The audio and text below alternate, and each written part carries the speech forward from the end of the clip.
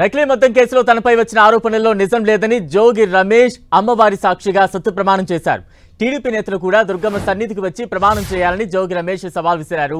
నకిలీ మద్యం తయారీకి సంబంధించి తాను ఏ తప్పు చేయలేదని జోగి రమేష్ ప్రమాణం చేశారు. తనపై కావాలనే నకిలీ మద్యం ఆరోపణలు చేశారని ఆయన విమర్శించారు.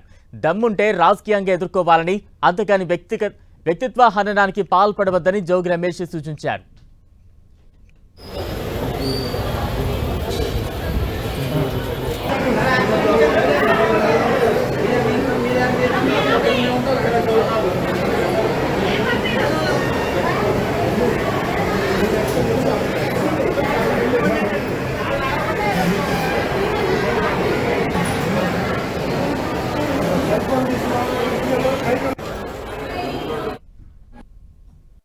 జోగి రమేష్ అనే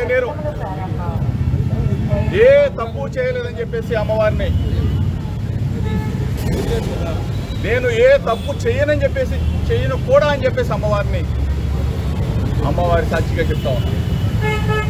నా మీద నింద వేసిన, నా వ్యక్తిత్వ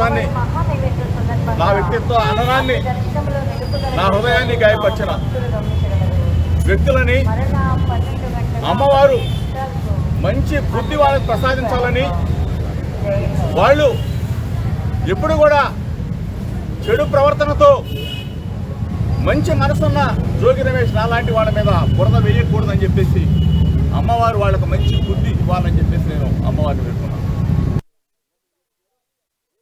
జోగి రమేష్ అనే ఏ తప్పు చేయలేదని చెప్పేసి అమ్మవారిని, నేను ఏ తప్పు చేయనని చెప్పేసి, చేయను కూడా అని చెప్పేసి అమ్మవారి సాక్షిగా చెప్తా ఉన్నా. నా మీద నింద వేసిన, నా వ్యక్తిత్వ